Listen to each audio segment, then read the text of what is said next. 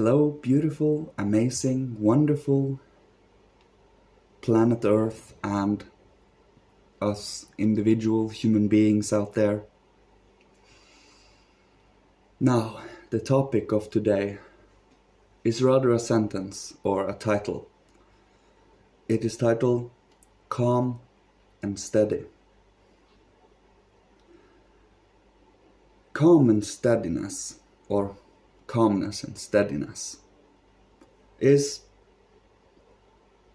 necessities, extremely important necessities in spiritual development and cultivation. To be calm even when you feel turbulence inside, feeling calm even if in the worst case, or some of the worst cases, someone is screaming in your face, you are still calmly, cool and collected. Even though you feel the turbulence, you have built the strength to sit in the storm and observe.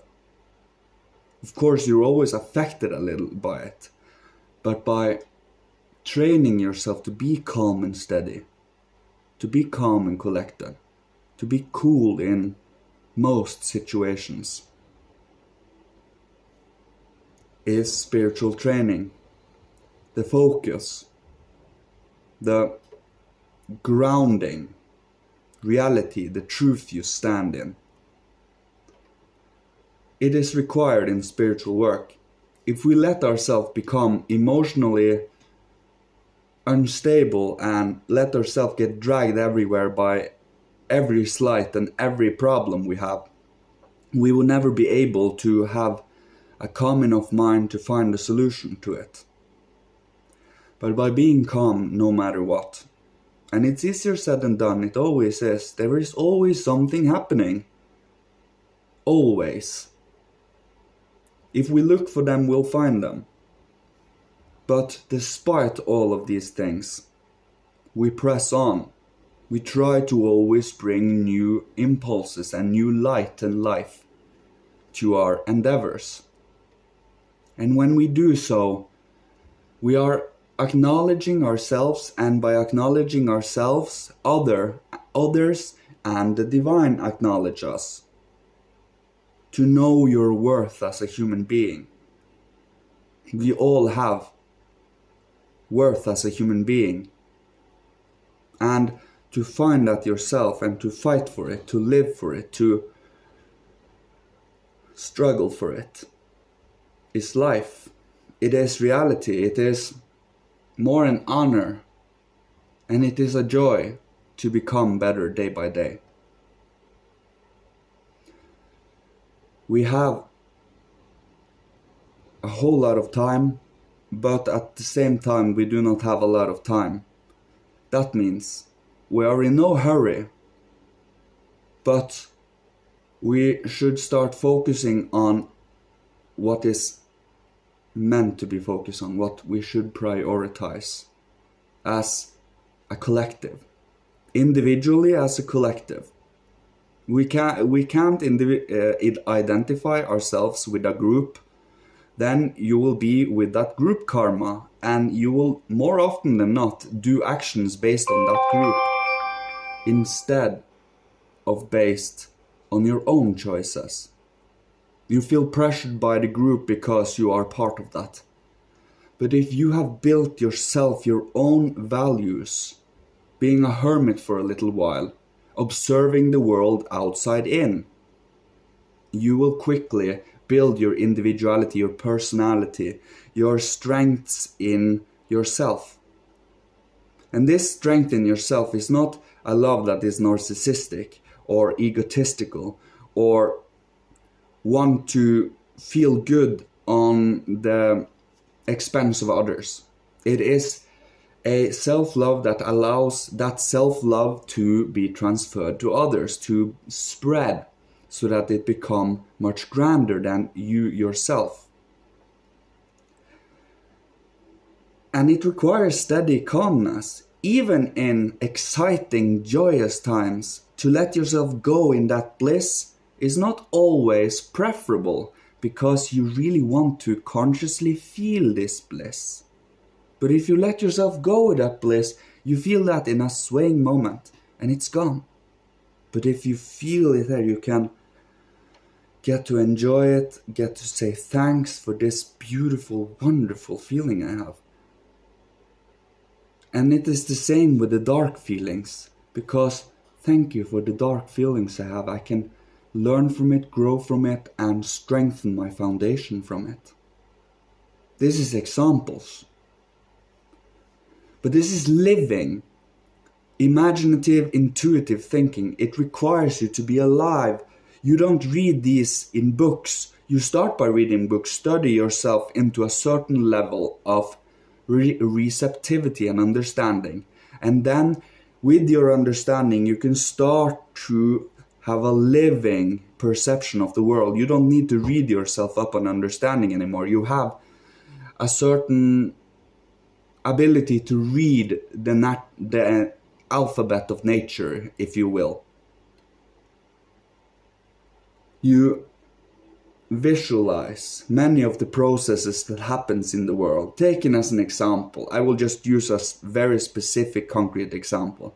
When you eat food, the food you eat, you chew it, it breaks down in your mouth, it goes down through our system, and it digests. And through this digestion, there releases juices from the bile and the stomach and from the liver, and the nourishment get extracted and what's left comes out, for example. And all of this is a process. It's something that is constantly happening. That is truth. And the more we become aware of these kinds of processes, these spiritual, beautiful, they might only look physical to some of us, but when you see the whole process as a process, as something that is happening, it is a spiritual happening. Everything physical is a reflection of the spiritual. I say this very often.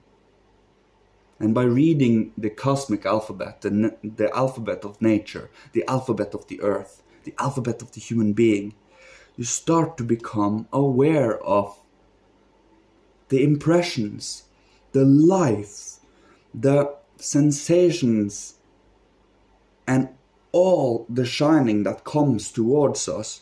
Just like our eyes are made by the light for the light. If it weren't light or the sun around us, we wouldn't be able to build eyes. We are built by the universe around us to express and experience and to evolve itself.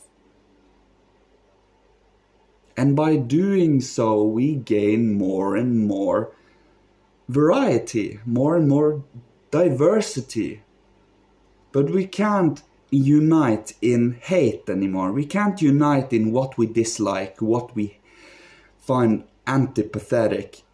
We need to unite. We don't need to do anything, free will, but we should unite in understanding free will and love, and try to gain a new way of living.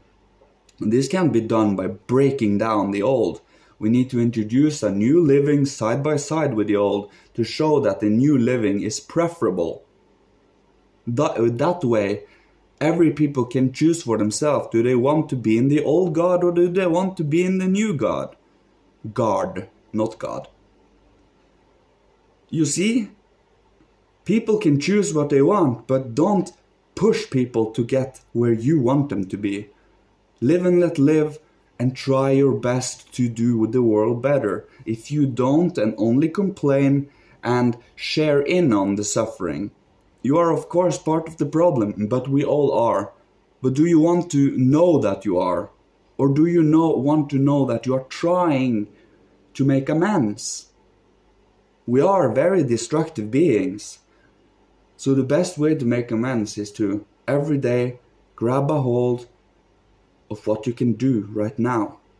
How can you evolve as a human being right now? How can you make the world better right now? What can we do to still our inner calmness and steadiness and find out what we can do now? This is what I mean by steady and calm. To be aware and not let ourselves get dragged by every feeling of life inside us. For that is what it is. Life.